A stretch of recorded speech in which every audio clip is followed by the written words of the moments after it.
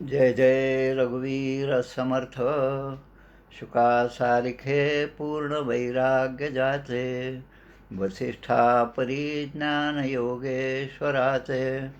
कवी वाल्मिका सारिखा मान्य ऐसा, नमस्कार माझा सद्गुरु रामदासा. श्रीराम मला वाटते अंतरी त्वा वसावे, तुझ्या दासबोधासी त्वा बोध व्हावे. अपत्या परिपाववी प्रेमग्रासा, महाराज या सद्गुरु रामदासा. जय जय रघुवीर समर्थ. नगर येथील या समूहामध्ये पुन्हा एकदा येण्याचा योग आला आपल्या सर्वांच्यामुळे. आज आषाढ शुद्ध द्वितीया ही तिथी आहे. श्री क्षेत्र जगन्नाथपुरी आदिशंकराचार्यांच्या ज्या 4 मठ आहेत त्यापैकी एक मठ असणारा जगन्नाथपुरी, ज्या ठिकाणी भगवान श्रीकृष्ण, त्यांचे बंधू, मोठे बंधू बलराम आणि बहीण सुभद्रा यांचं त्या ठिकाणी अधिष्ठान आहे. तिथला आज मोठा उत्सव असतो. तो उत्सव त्या ठिकाणी आज दिवसभर आपल्या टी व्हीवर सुद्धा दाखवत आहेत. या उत्सवाच्या निमित्ताने अकोल्यामध्ये असणारं एक मठ आहे, रामदासी मठ आहे, बाबाजी महाराज मठ. हे बाबाजी महाराज त्यांच्या काळामध्ये त्या ठिकाणी गेले होते आणि आजच्या दिवशी म्हणजे जेव्हा त्या मूर्तींमध्ये दरवर्षीच्या मूर्ती त्या बदलल्या जातात आणि त्यामध्ये वस्तू एका मूर्तीतून, जुन्या मूर्तीतून नव्या मूर्तीमध्ये ठेवण्यात येते. हा जो कार्यक्रम त्या ठिकाणी असतो, त्या पुजाऱ्यांचे हात बांधलेले असतात, डोळे बांधलेले असतात. फक्त त्याने ते त्या जुन्या मूर्तीतलं उचलायचं आणि दुसऱ्या मूर्तीमध्ये ठेवायचं. हा उपक्रम त्या ठिकाणी असतो आजच्या दिवसाचा. त्यावेळेस त्या पुजाऱ्यांना आदल्या दिवशी स्वप्नामध्ये आलं की मी स्वतः या ठिकाणी आलेलो आहे, भगवंताने सांगितलं, आणि माझा शोध घ्या आणि माझ्या हस्ते उद्याचा हा कार्यक्रम करा. त्याप्रमाणे बाबाजी महाराज त्या ठिकाणी असताना त्यांचा शोध घेण्यात आला आणि त्यानंतर अकोल्यामधले बाबाजी महाराज म्हणजे विश्वनाथ कोरांनी त्यांचं नाव, तर त्यांच्या हस्ते हा कार्यक्रम त्या ठिकाणी झाला. म्हणून आज या दोन्ही गोष्टींचं स्मरण होतं. 1-1.5 वर्षापूर्वी त्या ठिकाणी जाऊन दर्शन घेण्याचा योग आला आणि अनायासे अकोल्यामध्ये हा एक रामदासी मठ खूप चांगल्या प्रकारचा अकोल्यामध्ये आहे, त्याचं एक स्मरण आज या दिवशी होते. आता आपण आपल्या मुख्य विषयाला सुरुवात करूया. आता आवाज थोडासा कमी येतोय, प्लीज वाढवलं तर बरं होईल प्लीज. हां, वाढवलेलाच आहे तसा. हां, पहा व्यवस्थित येतोय. येतोय. हां, येतोय आवाज व्यवस्थित. नेटचा प्रॉब्लेम असेल तर ठीक आहे. चला माझा नाही प्रॉब्लेम. चला आपण सुरुवात करूया. श्रीमद भगवद्गीता जो ग्रंथ आहे, त्या भगवद्गीतेमध्ये भगवान श्रीकृष्णाने अर्जुनाला उपदेश केलेला आहे. हा जो उपदेश आहे तो उपदेश खऱ्या अर्थाने अध्याय 2 आणि श्लोक 11 यापासून सुरू होतो. अशोचानन्वशोचस्तम प्रज्ञावादांश भाषसे, गतासूंश्च नानु शोचंती पंडितः. या श्लोकापासून भगवंताने केलेला उपदेश सुरू होतो. हे जसं आहे तसंच या श्रीमद ग्रंथराज दासबोधामधला समर्थाने केलेला उपदेश जो आहे तो उपदेश या दशक 3 समास 10 यापासून सुरू होतो. दशक 3 समास 10. आत्तापर्यंत जे आपण दशक पाहिले, दशक पहिला, दशक दुसरा आणि दशक 3 मधले पहिले 9 समास, यामध्ये सर्वसाधारण प्रस्तावना आलेली आहे. माणसाचं जीवन कसं, त्याचं सांसारिक आयुष्य कसं, त्यामधले खास खळगे काय, त्यानंतर मूर्खाची लक्षणं, त्या मूर्खाच्या लक्षणाच्या दशकामध्ये 5 समास जे आहेत ते मूर्खाच्या लक्षणाचे आणि 5 समास जे आहेत ते सत्वगुणाचे, चांगल्या गुणांचे आहेत. आणि आता या ठिकाणी संसाराचं सगळं वर्णन करून झालं आणि मग या ठिकाणी वैराग्य निरूपणाला सुरुवात केली. आता समर्थांचा उपदेश जो आहे तो या समासापासून खऱ्या अर्थाने सुरुवात होती. श्रीमद भागवतामध्ये, आता भागवताचा उच्चार केल्याबरोबर अजून एक गोष्ट मला आठवते, ती पण आता लगेच सांगून देतो म्हणजे आपल्याला थोडंसं चांगलं वाटेल. आदरणीय श्री सुनील दादा चिंचोळकर यांचं एकदा प्रवचन होतं, त्यामध्ये त्यांनी हा उल्लेख केला होता. आचार्य रजनीश जे आहेत त्यांची कथा त्यांनी सांगितली. आचार्य रजनीश काहीतरी 5वी 6वी अशा या वर्गामध्ये शाळेमध्ये होते. तेव्हा त्यांच्या गुरुजींनी गणित शिकवत असताना काही उदाहरणं दिली आणि त्या उदाहरणामध्ये उपासाच्या पदार्थाचाच उल्लेख जास्त होता. आणि ते आचार्य रजनीश तर कुशाग्र बुद्धीचे असल्यामुळे तो वर्ग संपल्यावर त्यांनी लगेच उभं राहून विचारलं, गुरुजी आज आपल्याला उपास होता का? गुरुजींच्या लक्षात आलं नाही की आपला उपास आहे, याला कसं समजलं? तर ते म्हणे, नाही तुमच्या बोलण्यामध्ये सगळी उदाहरणं तीच होती म्हणे. तसं या ठिकाणी श्रीमद भागवताच्या काही श्लोकांचा उच्चार आज आपण करणार आहोत, कारण अनायासाने भागवताच्या एकेका अध्यायाचं प्रवचन ही माझी सुरू आहे दर शुक्रवारी आणि शनिवारी. त्यामुळे ते वाचन माझं जास्त घडतं आहे दासबोधाच्या तुलनेमध्ये. त्यामुळे या ठिकाणी 1-2 गोष्टींचा उल्लेख करतो आणि समासाकडे आपण वळूया. आद्य शंकराचार्यांचा एक ग्रंथ आहे आत्मबोध. त्या आत्मबोध ग्रंथाच्या सुरुवातीलाच अगदी दुसऱ्या श्लोकामध्ये ते विचारतात, साधन चतुष्टयम किम? साधन चतुष्ट म्हणजे काय, असा प्रश्न साधकांनी विचारला आणि आद्य शंकराचार्य उत्तर देतात, नित्यानित्य विवेक वस्तू विवेक हे पहिलं साधन, आणि दुसरं इहामूत्रार्थ फलभोग विराग हे दुसरं साधन, तिसरं जे आहे समाधी षटक संपत्ती हे तिसरं, आणि चौथं मुमुक्षत्वम च इति, असं 4 त्यांनी चतुष्ट जे आहेत ते सांगितलेले आहेत. त्यापैकी दुसरं जे आहे इहामूत्रार्थ फलभोग विराग हे या पूर्ण दशकाचं सार आहे. याचा अर्थ असा की या ठिकाणी जन्म घेतल्यानंतर इहलोक आणि परलोक या दोन्हीमध्ये सार्थकता करायची असेल तर काय सूत्र आहे, कोणती साधनं आहे? ती साधन चतुष्टयापैकी एक साधन त्यांनी सांगितलं की आपण जी कर्म करतो त्या कर्मामध्ये आणि त्या कर्मापासून प्राप्त होणारं फळ जे आहे, आणि एखादं कर्म करत असताना त्यामधला परिणाम म्हणून मला काही गोष्टी जर माझ्या विषयाला अनुरूप असतील आणि मला ते भोगायची जर इच्छा झाली असेल तर मी ते कर्म करत असतो. पण हे सगळं करत असताना त्याबद्दलची अनासक्ती, त्यामध्ये मी कुठेही अडकून राहणार नाही, ही साधन चतुष्टयामधलं दुसरं साधन आहे, असा उल्लेख शंकराचार्यांच्या या आत्मबोध या ग्रंथामध्ये दिलेला आहे. आता आपण आपल्या या समासाकडे वळूया. हा समास जो आहे वैराग्य निरूपण. आता वैराग्य म्हटलं तर कशाबद्दलचं वैराग्य, कशाबद्दलची अनासक्ती आणि आसक्ती कशासाठी? आसक्ती म्हणजे विषयांबद्दलची आसक्ती, आणि वैराग्य म्हणजे विषयात सुख नाही हे समजणं म्हणजे वैराग्य. या ठिकाणी या पूर्ण समास मोठा असल्यामुळे आपण योग्य रीतीने 2 भागामध्ये त्याचं विभाजन केलेलं आहे. पहिल्या अध्यायामध्ये संसार म्हणजे महापूर त्याचं वर्णन केलं आहे, आणि त्यानंतर यापूर्वीचे जे समास आहे त्यांचं समालोचन थोडक्यात विवेचन दिलं, आणि मग महापुरामध्ये या संसाराच्या सागरामध्ये यातून सुटण्याचा मार्ग कोणता त्याचं उत्तर दिलेलं आहे. ते म्हणजे भगवत भक्त होणे, भगवंताची आराधना करणे, भगवंताच्या नामाचा ध्यास घेणे, भगवंताच्या दर्शनाचं ध्येय समोर ठेवून आपलं मार्गक्रमण करणे. आणि असं करत असताना जे अभाविक आहेत, म्हणजे ज्यांना भगवंताबद्दलची भक्ती नाही, ज्यांना भगवंताबद्दलची श्रद्धा नाही, अशा अभाविकांचा नाश कसा होतो हे सुद्धा या समासात सांगितलं. आणि नंतर मग वैराग्यपर आणि भावना उद्दीपित करणाऱ्या आपला असा उपदेश या ठिकाणी दिलेला आहे. आणि सगळ्यात शेवटी मग ते सांगतात शेवटच्या 5-6 ओव्यांमध्ये की शिष्याची सद्गुरूच्या चरणी शरणागती ही फार महत्त्वाची आहे. अशा प्रकारे हा पूर्ण समास जो आहे त्याचं विवेचन आपण करणार आहोत. आपलं जीवन तसं पाहिलं तर संपूर्णपणे ते अपूर्णच आहे. संपूर्ण शब्दही वापरतो आपण, आणि अपूर्ण.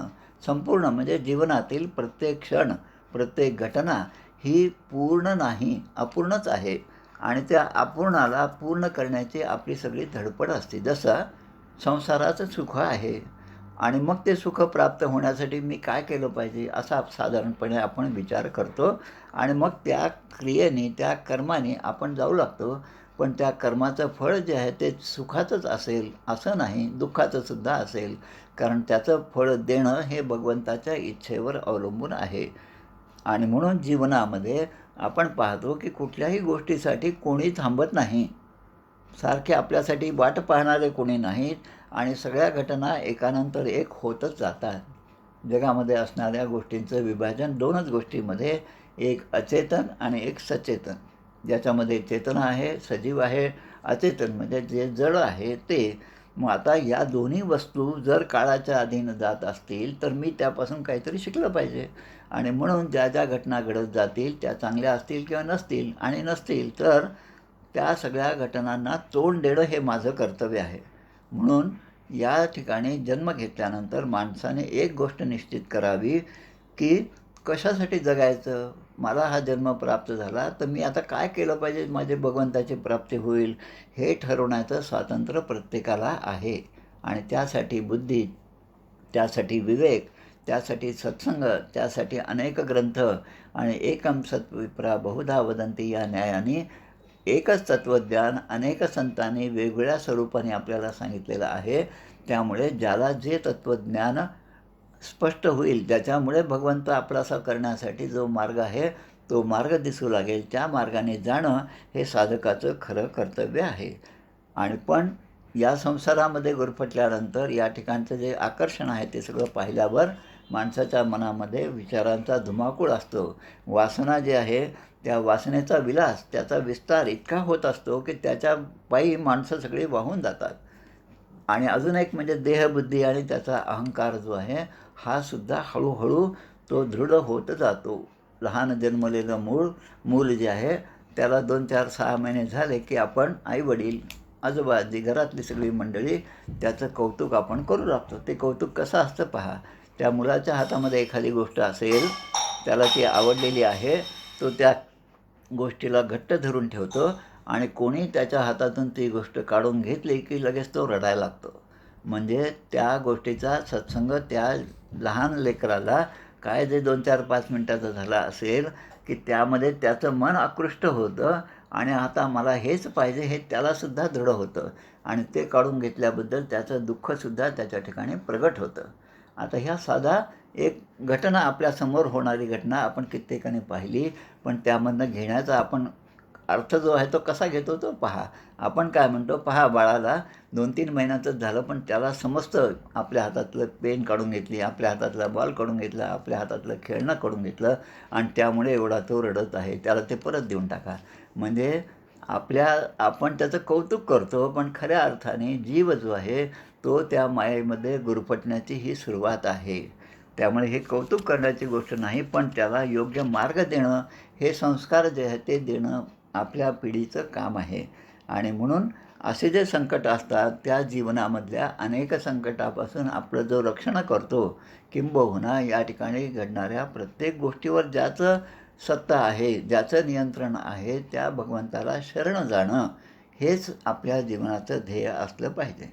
श्रीमद भागवतामध्ये पुन्हा रजनीशांच्या गोष्टीप्रमाणे भागवतामध्ये एक श्लोक येतो, इह घोरे कलो प्रायो जीवश्चा सुरतां गतः क्लेशाक्रांतस्य तस्यैव शोधने किं परायणं श्रेयसां यद्भवेत् श्रेयः पावनानां च पावनं कृष्णप्राप्तिकरं शाश्वत तद्वदाधुना.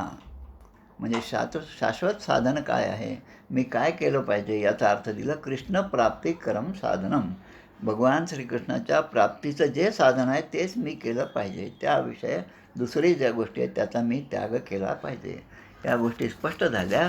आता हा सगळा आपला आत्तापर्यंत आपण थोडं सविस्तरपणे पार्श्वभूमी या सगळ्या अध्यायांत या सगळ्या समासाची आपण पाहिली. आता एकेका गोष्टीकडे जाऊ. आणि पुन्हा अजून एक सांगतात, सर्व सिद्धांत निष्पन्नम संसार भयनाशनम. सगळ्या ग्रंथाचं सिद्धांत काय, सार काय, आणि ते सार मला सांगा. आणि संसार भयनाशनम, ज्यामुळे संसाराचं भय जे आहे त्याचा नाश होईल असं साधन मी सांगतो, असं सूतजी श्रीमद भागवतामध्ये म्हणतात. आणि मग ते उत्तर देताना म्हणतात, सावधानतया शृणू. म्हणजे सावधानतेने लक्ष देऊन तुम्ही ऐका. खूप महत्त्वाची गोष्ट मी सांगत आहे. काल व्याल मुखग्रास त्रास निर्नाश हेतवे. प्रत्येकजण हा या काळाच्या उदरामध्ये जात आहे आणि काळ घडी घडी आपल्याला मृत्यूकडे घेऊन जात आहे. याचं भान ठेवा. मरणाचे स्मरण असावे, हरिभक्तीचं सादर व्हावे. आणि म्हणून आता या ओळीच्या या समासाच्या सुरुवातीला ज्या गोष्टी दिल्या त्या महत्त्वाच्या आहेत आपल्यासाठी. आशा ममता देही बेडी सुसरी करिता ती तडातोडी नेऊन दुःखाचे साकडी माझी घालती काम मगर मिठी सुटेना तिरस्कार लागला सुटेना मदमत्सर ओहटेना भुली पडली. आशा ममता काम मगर मिठी म्हणजे कामना ही जी आहे आणि तिरस्कार म्हणजे हे सगळे त्याग करण्याच्या गोष्टी ज्या आहेत त्याचं विळखा आपल्याला पडलेला आहे आणि त्यामधून आता मला बाहेर पडलं पाहिजे असं बद्धाच्या अवस्थेतून मुमुक्षाच्या अवस्थेपर्यंत जाणं आणि तो क्षण येणं प्रत्येक जीवासाठी फार महत्त्वाचं आहे. आणि असं जो करेल त्याच्यासाठी मग सांगतात पुढे, देव आपण घालून उडी तयास नेले पहिलं थडी.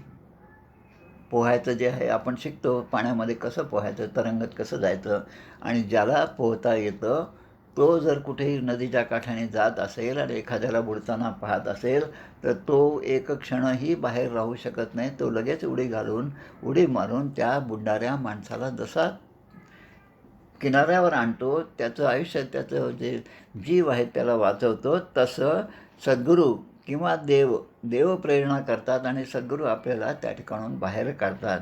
येर ते अभाविके बापुडी वाहतची गेले. आता त्यामधले जे काही असतात या भवसागरातून तरुण जाणारे, ते स्वतःच्या देहाच्या भरोश्यावर, स्वतःच्या सामर्थ्यावर आत्तापर्यंत मी इतके मेडल्स मिळवले हे त्याच्या मनामध्ये असल्यामुळे मी बुडूच शकत नाही. म्हणजे अशा प्रकारे आत्मविश्वास, फाजील आत्मविश्वास त्याच्या ठिकाणी असल्यामुळे तो स्वतःच्या हिमतीवर सगळ्या गोष्टी करायला जातो. पण भगवंत ही काहीतरी आपल्या मागे असणारी एक सुपर पॉवर आहे याचा त्याला विसर पडतो.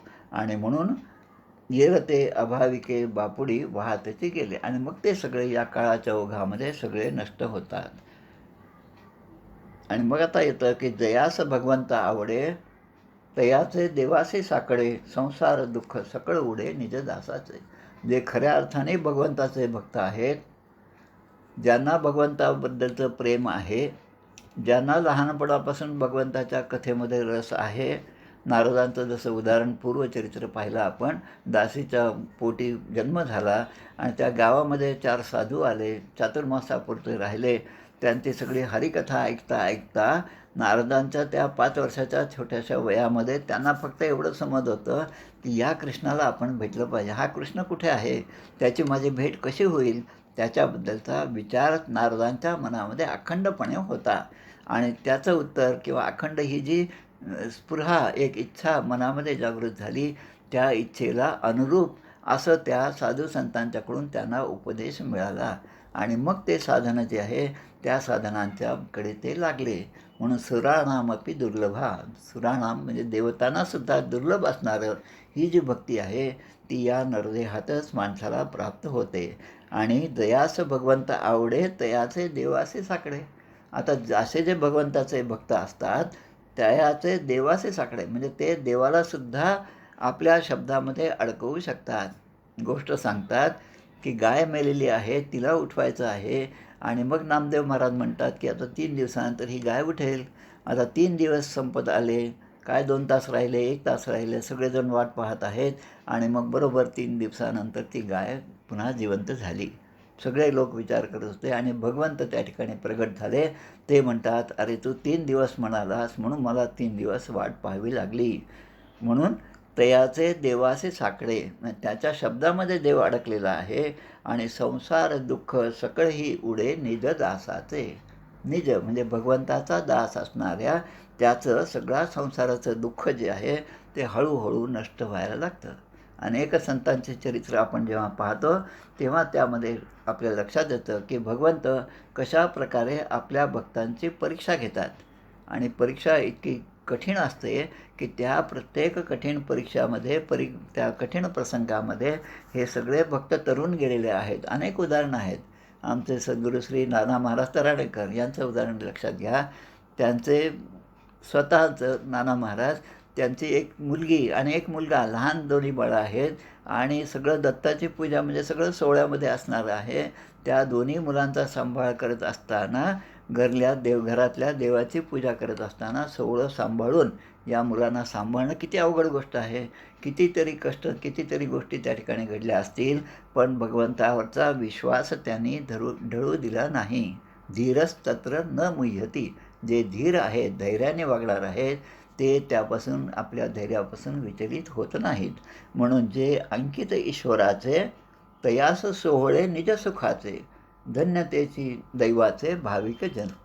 म्हणून असे जे भाविक आहेत तेच खरे धन्य आहेत. कारण जे अंकित ईश्वराचे, आमचे नानासाहेब देव धुळ्याला जे होते, शंकर श्रीकृष्ण देव, ज्यांना समर्थ हृदय असे म्हणतात, तर ते नेहमी म्हणायचे की तुम्हाला प्रत्यक्ष रामरायाच्या मांडीवर जाऊन बसण्याचं भाग्य प्राप्त व्हायचं असेल तर तुम्ही एक करा, आधी समर्थांना आपलंसं करा, आणि समर्थ आपलेसे केले तर तेच तुम्हाला उचलून रामरायाच्या मांडीवर नेऊन बसवतील. म्हणून ते साध्या गोष्टी, आता ही अवघड गोष्ट आहे, पण साध्या सोप्या शब्दात ते सांगतात की मुलाने काय करावं. तर ते म्हणतात आपल्या आईवडिलांना जे केल्यानंतर आनंद होईल त्या गोष्टी मुलांनी केल्याच पाहिजे. पण ज्या गोष्टी केल्यानंतर आपल्या आईवडिलांना दुःख होईल त्या गोष्टी त्या मुलांनी टाळल्या पाहिजेत. म्हणजे विधिते पाळितं, निषेधाते गाळितं. विधी म्हणजे जे आपलं कर्म आहे ते कर्म चांगल्या प्रकारे केलं पाहिजे, आणि जे आपल्या शास्त्रामध्ये सांगितलेलं नाही ते करणं आपण टाळलं पाहिजे. म्हणजे हे 2 नियम जरी पाळले तरी आपला मार्ग अगदी सुकर होतो. दैसा भाव जयापाशी तैसा देव तयासी, जाणे भाव अंतरसाक्षी प्राणीमात्रांचा. खूप छान अशा ओव्या या पूर्ण ग्रंथराज दासबोधामध्ये आहेत. दैसा भाव जयापाशी तैसा देव तयासी. आमच्याकडे अमरावती जिल्ह्यामध्ये अंजनगाव सुरजी नावाचं गाव आहे. तिथे मोठं देवनाथ महाराजांचं पीठ आहे. त्यांच्या भक्तांच्या चरित्रामधली एक कथा आहे.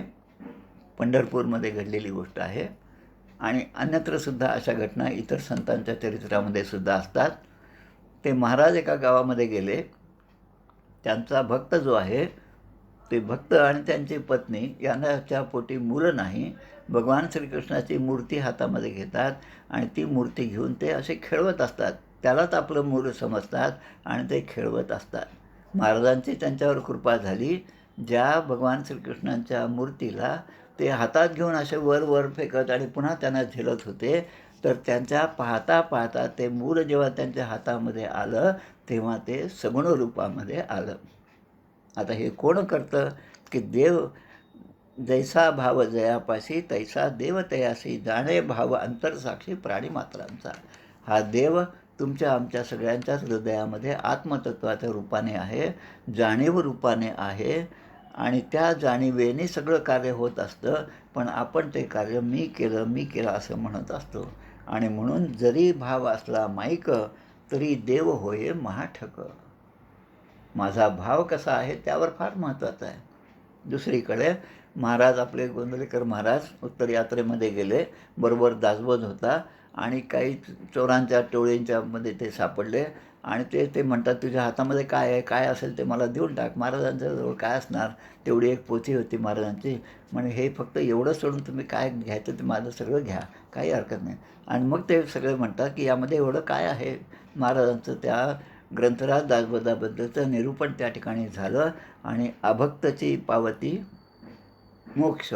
अभक्त जे होते त्यांनासुद्धा त्या श्रवणाने लाभ घडला, आणि त्यांनीसुद्धा महाराजांसाठी 1-1, 2-2 रुपये, 4-4 आणे असे गोळा करून काही धन गोळा केलं आणि ते महाराजांना दिलं.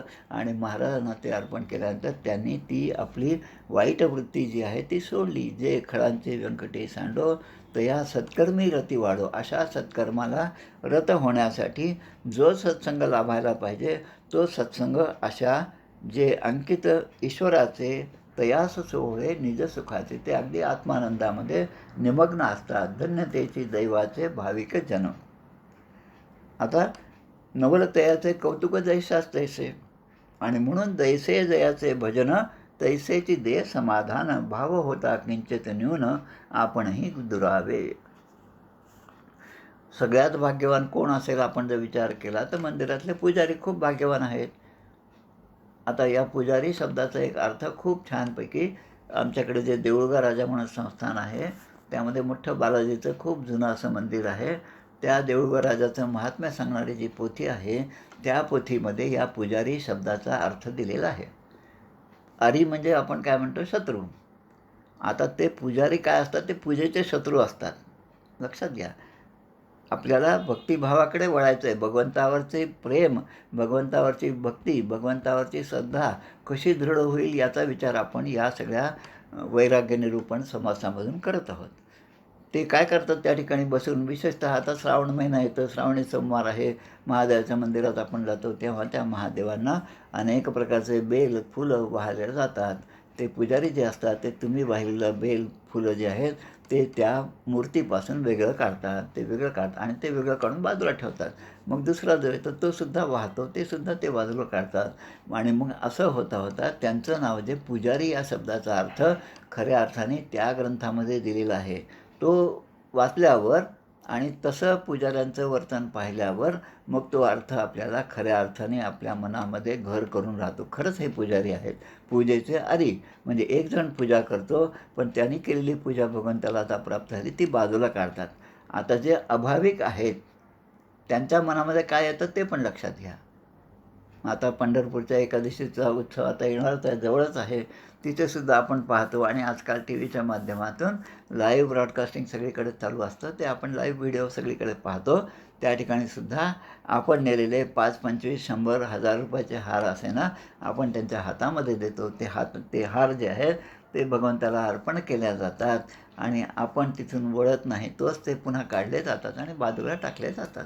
आता ह्या ज्या गोष्टी आहेत अभाविक असेल तर अभाविक याच घटनेला कशाप्रकारे पाहतो ते सुद्धा लक्षात घ्या. काय आम्ही एवढं सगळं महागाचं नेलं पण महाराजांनी काहीच स्वीकार केला नाही, ते बाजूलाच टाकून दिलं.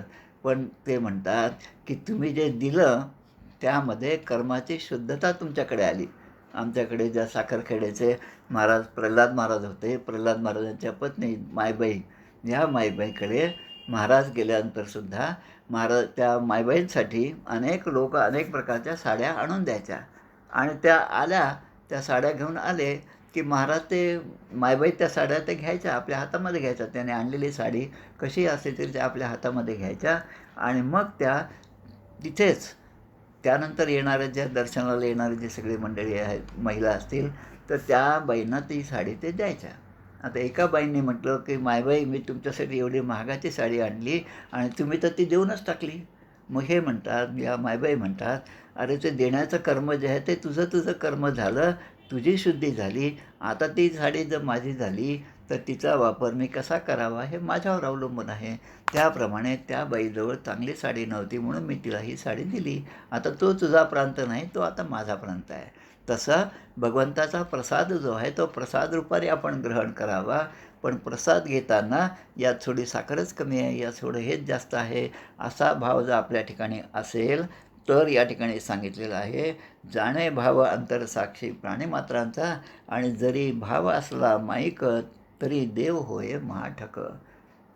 आपल्या मनातील, आपल्या आचरणातील प्रत्येक भाव हा भगवंताला समजत असतो. हा एक दृढ विश्वास नेहमी ठेवावा आणि उपासनेला दृढ चालवावे. भूदेव संताचे सदा नमावे. हे सगळं कशासाठी सांगितलं की आपल्या आचरणाची शुद्धता आपल्याकडून झाली पाहिजे. म्हणून जैसे जयाचे भजन तैसेच दे समाधान, भाव होता किंचित न्यून आपणही दुरावे.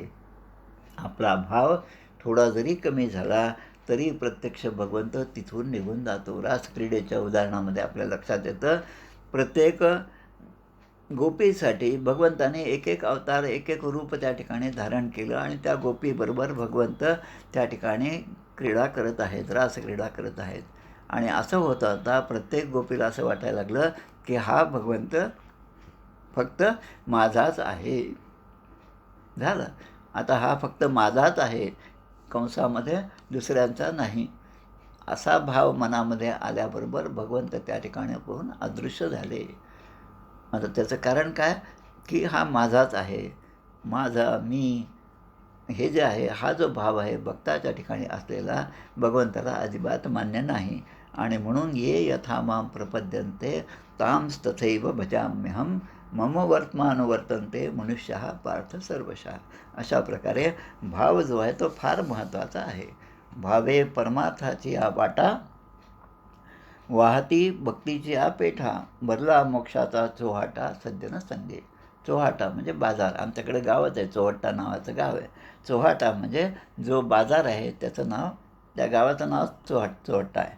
त्यामुळे त्या ठिकाणी भक्तीचा पेठा म्हणजे भक्तीचं सगळं त्यामध्ये विक्री होती आणि ती भक्तीच त्या ठिकाणी प्राप्त होती. आणि भावे परमार्थाची वाटा, परमार्थाला जाण्यासाठी, परमार्थ मार्गावर मार्गक्रमण करण्यासाठी भक्ती असलीच पाहिजे. आणि भक्तीचा परिणाम म्हणून ज्ञान आणि वैराग्य हे दोन्हीसुद्धा तरुण होतात. आणि आपल्यातली भक्ती जशी जशी वाढत जाईल तसं तसं भगवंताच्या स्वरूपाचं ज्ञान आणि प्रपंचामधलं वैराग्य ह्या दोघांचा परिणाम आपल्याला दिसू लागतो. आणि भावार्थ बळे उद्धरिले पूर्वज तेही. म्हणून आपल्यातला शुद्ध भाव असेल तर आपले पूर्वजसुद्धा उद्धरून जातील. 42 कुळ्यांचा उद्धार, 21 आईकडचे, 21 वडिलांकडचे, अशा एवढ्या पिढ्यांचा उद्धार ह्या एका भक्तीपोटी झालेला आहे. आणि मग म्हणतात, आपण सोये तरले जनासही उपयोगा आले, कीर्ती श्रवणे झाले अभक्त भावार्थी. आपण सोये तरले आणि जनासही उपयोगा आले. स्वामी विवेकानंदांची गोष्ट घ्या. स्वामी विवेकानंद त्यांना भावसमाधी लागली जेव्हा ते पहिल्यांदा त्या दक्षिणेश्वरीला कालीमातेच्या समोर रामकृष्ण परमहंसांच्या त्या झोपडीमध्ये जाऊन ते बसलेले होते. तेव्हा रामकृष्णाने त्यांना फक्त स्पर्श केला आणि ते स्वतः ध्यानामध्ये गेले. त्यांना बाह्य गोष्टींचा सगळा विसर पडला. आणि त्यावेळेस भगवान रामकृष्ण म्हणतात की अरे, ही जी तुला समाधी लागली आहे, ही जी अवस्था आहे, ह्या अवस्थेसाठी तू आत्तापर्यंत एवढी सगळी धडपड केली, त्या ठिकाणी विचारत होता तुम्ही देव पाहिला आहे का, तुम्ही देव पाहिला आहे का, पण तुला यामधलं वैयक्तिक सुख जे आहे त्याची तुला प्राप्ती होईल आणि तेच तुला पाहिजे आहे. पण असं न करता हेच सुख तू इतरांच्या सुखासाठी ते वाटलं पाहिजे.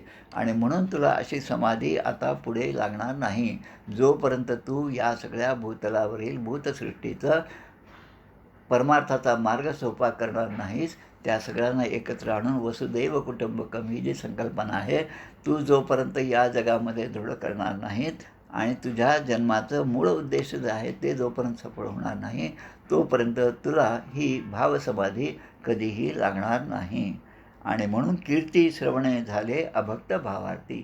म्हणजे असं भगवंताच्या कीर्तीचं गुणगान गाणारे किंवा त्या सत्संगामध्ये जाऊन धन्य होणारे असे अनेक जण आहेत.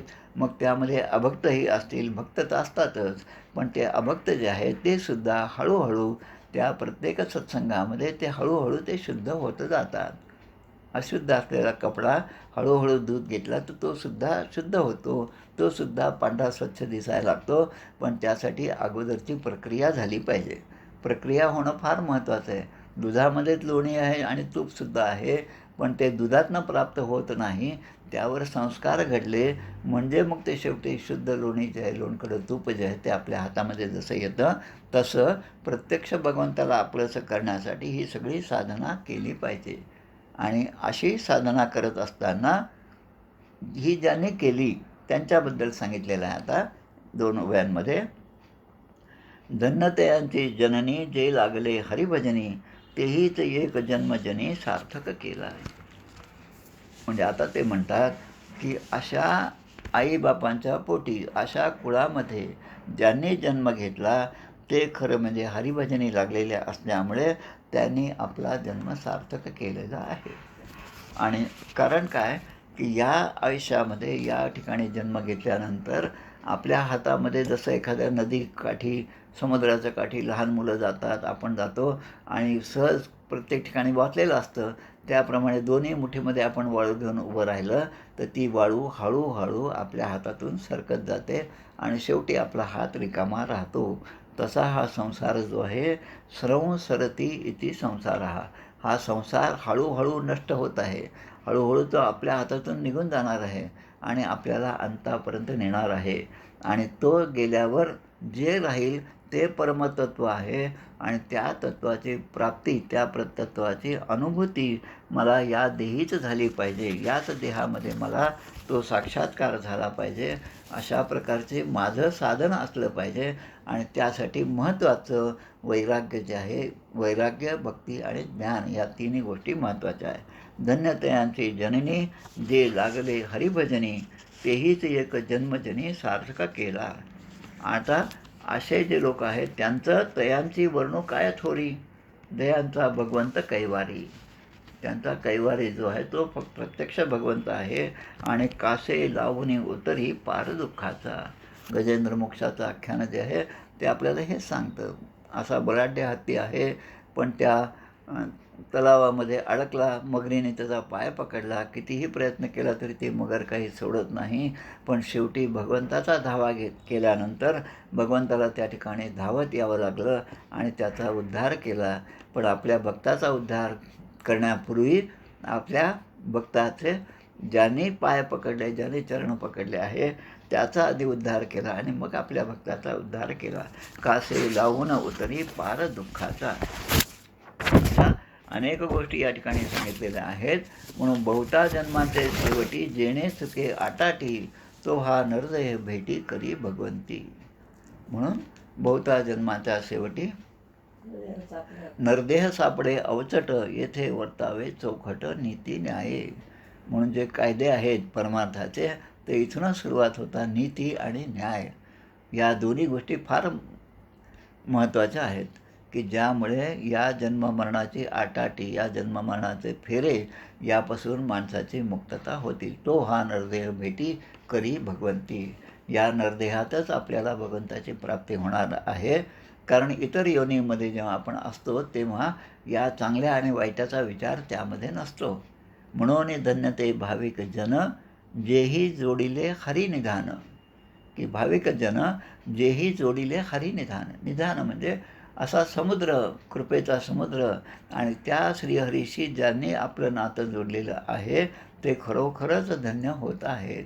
अनंत जन्मांतरीचे पुण्य फळाचे आले. जन्मोजन्मांतरी पुण्य केलं आणि म्हणून आपण या विठ्ठलाच्या पायी स्थिर होण्याची मागणी करतो, सद्गुरूंच्या चरणाचा आश्रय घेतो. आणि जो सद्गुरूचरणी स्थिरावला मग त्याला त्या बाकीच्या गोष्टींचा, प्रलोभनाचा विचार त्याच्यामधून जसा निघून जातो. तसं रामकृष्ण परमहंस जी गोष्ट सांगतात, बंगालचे आहेत, त्यामध्ये समुद्र आहे आणि म्हणून तिथले त्यांचे उदाहरणं फार सोपे सोपे असतात. त्यांचं पूर्ण वचनामृतासारखे जो भाग आहेत ते जर आपण वाचले तर त्या ठिकाणी संस्कृत असा उच्चार काहीच नाही. संस्कृतामधलं काही एखादं श्लोक वगैरे त्याचं उदाहरण घेतलं असंच काहीच नाही. ते सहज चांगल्या प्रकारे गोष्टी सांगतात की जो कोळी मासे पकडण्यासाठी जाळे टाकतो ते जाळं कितीही चांगलं असलं, कितीही कसंही असलं आणि ते फेकलं त्यांनी की त्या जाळ्यामध्ये अनेक मासे अडकतात. जे अभाविक आहेत ते अडकतात, जे भाविक आहेत ते काय करतात, ते सद्गुरू चरणाचा आश्रय घेतात. जो हे जाळं टाकतो, जो हे मायेचं जाळं टाकतो आणि त्यामध्ये असंख्य जीव अडकतात, त्यामधले जे पूर्वजन्माच्या सुकृताने ज्यांना काही चांगली स्मृती झाली, ज्यांना काही चांगल्या गोष्टी आठवल्या, जे सन्मार्गाला लागले, ते एक काम करतात की त्या कोळ्याच्या पायापाशीच ते आश्रय घेतात. त्याच्या चरणाच्या आसपासच ते राहतात आणि मग ते जाळं कितीही चांगलं असो ते त्या जाळ्यामध्ये कधीच अडकत नाही. म्हणून आयुष्य हेची रत्नपेटी, माझी भजन रत्ने गोमटी, ईश्वरी अर्पुन या लोटी आनंदाची करावी. म्हणून सांगतात की आयुष्य हेची रत्नपेटी, रत्नाने भरलेली ही पेटी आहे.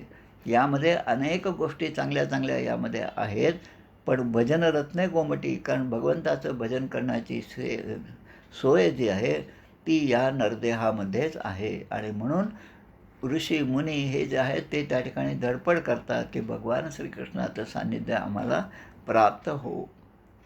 कोणताही जन्म, कोणतीही योनी मिळाली तरी आमचा जन्म त्या वृंदावनामध्ये हो, त्या गोकुळात हो, किंवा या भारतभूमीमध्ये हो की ज्या ठिकाणी भगवंताचं वास्तव्य होतं. ईश्वरी अर्पण या लोटी आनंदाची करावी. अंतकाळी तैसा संकटाचे वेळी हरी तया सांभाळी अंतर्बाह्य. म्हणजे हरिभक्त वैभवे कनिष्ठ. आता हरिभक्त कसा असतो? त्याच्याकडे वैभव असतं का? वैभव नसेल त्याच्याकडे, पण वैभव असणारे सुद्धा हरिभक्त आहेत आणि वैभव नसणारे सुद्धा हरिभक्त आहेत.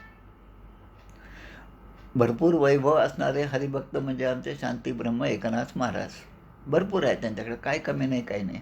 आणि ते भगवंताचे एवढे मोठे भक्त आहेत. 11वा स्कंद पूर्ण त्यांनी आपल्या भाषेमध्ये लिहिला. आणि ते ब्रह्मादिका वरिष्ठ जे अत्यंत गरीब आहेत, आमच्या सुदामांच्यासारखे सुदामदेव जे आहेत ते वैभवे कनिष्ठ. आणि वैभवे कनिष्ठ असले तरी ते ब्रह्मादिका वरिष्ठ. म्हणून शक्य तरी खरेच करावे समर्थ सांगतात आपल्याला. आणि सदा सर्वदा संतुष्ट नैराश्य बोधे. संतुष्टपणा हे शब्द आणि नैराश्य बोधे. नैराश्य म्हणजे कोणाचं नैराश्य, कशाबद्दलचं नैराश्य ते सुद्धा सांगतात. आणि म्हणून आपण म्हणतो परमार्थी तो राज्यधारी, परमार्थ नाही तो भिकारी. दुसरीकडे राम हमारा जप करे हम बैठे आराम. मग आता भगवंतानीच आपला जप करावा अशी स्थिती आपली झाली पाहिजे. आता अशी उदाहरणं आहेत का? त्याचासुद्धा थोडासा विचार करूया. स्वामी विवेकानंद हे प्रवासामध्ये होते, रेल्वेचा प्रवास होता. त्या डब्यामध्ये काही श्रीमंत मंडळी आपापली पूर्ण कुटुंब घेऊन बसलेली होती. आणि भूक तर सगळ्यांनाच लागती. तुका म्हणे संन्यासी 12 वाजता तोंड वाशी. तुकाराम महाराज लगेच आपल्याला धावून येतं, सांगतात की तो संन्यासी असला तरी दुपारचे 12 वाजले की त्याला भूक लागते. हे जसं आहे तसं स्वामी विवेकानंद त्या डब्यात बसलेले आहेत. समोर श्रीमंत सगळं कुटुंब आहे आणि ते सगळे आता आपापले डबे उघडून ते जेवायला बसले. स्वामीजी त्या ठिकाणी बसलेले आहेत. आता त्या श्रीमंताच्या तोंडी 2-3 वाक्य येतात. त्यांच्या मुलांमध्ये, कुटुंबामध्ये ते बोलतात की असं संन्यासी होऊन नुसतं दिवसभर हिंडणं याच्यातच काय धर्म साधतो काय ना, असं तसं ते बोलायला लागले. त्यापेक्षा काही ना काही सोय केली पाहिजे, काही ना काही हातपाय हलवले पाहिजे, कुठून तरी पैसा मिळाला पाहिजे, म्हणजे अशा प्रकारचे चांगलं चांगलं जेवायला मिळतं असं त्यांच्या मनामध्ये आलं. त्याने बोलून दाखवलं. स्वामीजी शांतपणे ऐकत होते. पुढच्या स्टेशनवर गाडी थांबली आणि त्या स्टेशनचे स्टेशन मास्तर हे सगळं जेवणाचं ताट घेऊन त्याच्यावर एक उलटं ताट झाकून हे स्वामीजींचं शोध घेत होते. कारण त्यांच्या स्वप्नामध्ये रात्री दृष्टांत झालेलं असतं, उद्या या गाडीने मी येणार आहे आणि हा नैवेद्य तू मला अर्पण कर. ते स्टेशन मास्तर त्या ठिकाणी येतात आणि ती थाळी जी आहे ती स्वामीजींच्या हाती देतात. हे जसं आहे तसं धरून ईश्वराची कास केली संसाराची नैराश तया भाविका जगदीश सभाय सांभाळी. दुसरीकडे आमच्या नाना महाराजांचं उदाहरण घ्या. नाना महाराज त्या गरुडेश्वरला गेले. वासुदेवानंद सरस्वतींच्या समाधीचं दर्शन घ्यायचं होतं आणि आता कसं जायचं, खिशामध्ये काही पैसे नाहीत, काहीच नाही, विचार करत होते. एक टांगेवाला त्यांच्याजवळ आला आणि तो म्हणतो, चला महाराज मी तुम्हाला नेऊन सोडतो गरुडेश्वराला. आता त्या टांगेवाल्यालासुद्धा असाच दृष्टांत झाला. आणि त्याच प्रवासामध्ये रात्री जेव्हा यांचं तिकीटसुद्धा नव्हतं तेव्हा त्या रेल्वेच्या डब्यामध्ये एक भक्त, एक खरा म्हणजे चांगला रेल्वेचा अधिकारी होता. त्याने महाराजांना उभं असलेलं पाहिलं. त्याच्या मनामध्ये कृपा आली आणि तो महाराजांना म्हणतो, काकाजी आप मेरे बर्थ पर सो जाइए, ये मेरा ही बर्थ है. आणि मग महाराज त्या ठिकाणी जाऊन झोपले आणि तो बिचारा खालीच थांबला रात्रभर. आता हे त्याच्या मनामध्ये ही कृपा जी आहे ती कशासाठी, तया भाविका जगदीश सबाह्य सांभाळी. म्हणून अशा प्रकारे अनेक उदाहरणं आपल्याला सापडू शकतात. त्यामध्ये ते म्हणतात की दया संसाराचे दुःख, विवेके वाटे परमसुख, संसार सुखाचे निपडत मूर्ख लोधोने पडती. या संसाराचं सुख आहे. सुख म्हणजे कसं की AC लावला की सुखच आहे, थंडीमध्ये AC लावला की दुःख आहे. मग साधनं तेच आहे, पण काळ परिस्थिती बदलल्यामुळे जे सुख होतं ते आता दुःखामध्ये परिवर्तित झाले. आणि म्हणून विषयजनित जे जे सुख आहे ते सगळं अंती दुःखालाच कारणीभूत आहे. हे समजण्यासाठी परमार्थ मार्ग आहे. आणि हे ज्याला समजत नाही तो संसार सुखाचे पडत मूर्ख लोधोने पडती. आणि म्हणून समर्थ सांगतात, जयांचा ईश्वरी जिव्हाळा, ते भोगिती स्वानंद सोहळा, जयांचा जना वेगळा ठेवा अक्षयी. इतर लोकांप्रमाणे ते दिसतात आपल्यासारखे, पण त्यांच्या अंतरंग जे आहे ते तेवढं स्थैर्य जे आहे ते त्यांच्या ठिकाणी असल्यामुळे बाहेरच्या कुठल्याच गोष्टीचा परिणाम त्यांच्यावर होत नाही. जे अक्षयी सुखे सुखावले, संसार दुःखे विसरले, विषय रंगी ओरंगले श्रीरंग रंगी. श्रीरंगाच्या रंगामध्ये जे रंगून गेले ते अक्षयी सुखे सुखावले. अक्षयी म्हणजे ज्याचा अक्षय होणार नाही अशा सुखाची प्राप्ती त्यांना सहजपणे झाली आणि त्यामुळे संसार दुःखे विसरले. तुकाराम महाराजांचा संसार घ्या, संसार दुःखे विसरले. आणि अशीच एक श्लोक आपल्याला येतो सांख्ययोग नावाच्या समासन या अध्यायामध्ये. या निशा सर्वभूतानां तस्यां जागृती संयमी, यस्यां जागृती भूतानी सा निशा पश्यतो मुनेः. म्हणजे या संसाराकडे पाहण्याचा दृष्टिकोन जे भाविक आहेत त्यांचा आणि जे अभाविक आहेत त्यांचा कसा असतो हे या ठिकाणी स्पष्ट केलं. ज्या संसारामध्ये आपण एवढ्या निष्ठेने सगळे कामं करतो, सगळं पाहतो, सगळं नीटनेटकेपणा पाहतो आणि सगळी धडपड करतो आणि एवढी धडपड करतो की सत्संगामध्ये जायलासुद्धा आपल्याला वेळ नाही. मग अशामध्ये अडकून न पडता हे त्या ठिकाणी डोळे मिटून बसतात, म्हणजे त्या संसाराकडे डोळे झाक करतात. कारण त्यांना माहीत असतं हे शाश्वत नाही, हे अशाश्वत आहे. आणि यस्यां जागृती भूतानी, सगळे भूत मात्र ज्या ठिकाणी इतक्या ह्याच्याने सगळी धडपड करतात, सा निशा पश्यंतो मुनीही. मग त्या ठिकाणी ते रात्रीच्या अंधाराप्रमाणे ते त्या ठिकाणी अजिबात त्याचा विचार करत नाही. आणि मग आपल्याला सांगतात, तयास फावली नरदेह पेटी, केली ईश्वरेसीसाठी, ये रे अभाविके करंटे नरदेह गेला. अभाविक आहे त्यांचा ते करंटे आहेत, करंटे पुरुष आहेत आणि त्यांचा नरदेह जो आहे तो वाया गेला. त्यास आणि जे यामधून सावध झाले, बद्धापासून मुमुक्षु रूपाला आले, मुमुक्षुपासून साधना झाली, साधक झाले, पुढे सिद्ध झाले आणि त्यांनी केली ईश्वरेसीसाठी म्हणजे त्यांनी जोड करून घेतली ईश्वराशी आणि त्यांचा योग झाला आणि अवचट निधान जोडले, ते कवडीच्या बदले नेले, तैसे आयुष्य निघून गेले अभाविकांचे. एका माणसाची गोष्ट सांगतात, त्याला एका साधू संताचा कृपा प्राप्त झाली. त्या साधू संताने एक दगड दिला आणि तो दगड त्याने घेतला आणि दगड घेऊन आपल्या घरी गेला. आता हा दगडच आहे, आता याचं काय करायचं हेही माहीत नाही, असा गरीब होता तो. आणि तो दगड त्याने आपल्याच घरामधल्या एका खोली दार उघडला आणि तो टाकून दिला. विसरला आता काही दिवसांनी. आता ती खोली अशी होती, अडगळीची खोली होती, पुष्कळ जाळे लागलेले होते. त्या जाळ्यामध्ये तो दगड तो अडकून पडला. त्याने कधी पाहिलंच नाही त्या गोष्टीकडे. पण नंतर जेव्हा एके दिवशी त्याने ते दार उघडलं आणि तो म्हणे तो दगड दिला होता आपल्याला, त्याचं काय झालं आपल्याला पाहायला पाहिजे. आणि तो त्या जाळ्यामध्ये अडकलेला दगड जो आहे तो परीस होता आणि तो त्या जाळ्यामधून जेव्हा सुटला तेव्हा तो खाली पडला. तेव्हा त्याच्या स्पर्शाने झालेलं लोखंड त्याचं आता सोन्यामध्ये रूपांतर झालं. म्हणजे नरदेह कसा आहे, अवचटे निदान जोडले, ते सहजपणे प्राप्त झालं. तयास फावली नरदेह पेटी, केली ईश्वरासीसाठी. पण त्याची ओळख नसल्यामुळे आपण ते सगळं काही कामाचं नाही म्हणून फेकून दिलं आणि तैसा संसार असा आला, माया जाळी गुंडाळला, अंती एकलाची गेला हात जोडीने. अशा प्रकारे हे सगळं वर्णन या पहिल्या या अध्यायामध्ये दशक 3 समास 10 वैराग्य निरूपण यामध्ये आपण आज जवळपास 36व्या ओळीपर्यंत आलो. पुढच्या ओळींचा विचार आपण आता उद्या करूया. मला वाटतं या ठिकाणी आपण थांबूया. आपलं अगदी खूप छान प्रकारे नियोजन आहे. समास मोठा असल्यामुळे 2 भागामध्ये प्रवचन असतं. तर खूप चांगला विचार करून हा सगळा उपक्रम आपण राबवत आहात. खूप छान वाटतं आणि आपल्यामुळे या सगळ्या समासांचं पुन्हा वाचन, पुन्हा अभ्यास करण्याची संधी आम्हाला प्राप्त होते. त्यामुळे असेच आशीर्वाद आमच्यावर राहू द्या. जय जय रघुवीर समर्थ. श्रीराम जय जय रघुवीर समर्थ. जय जय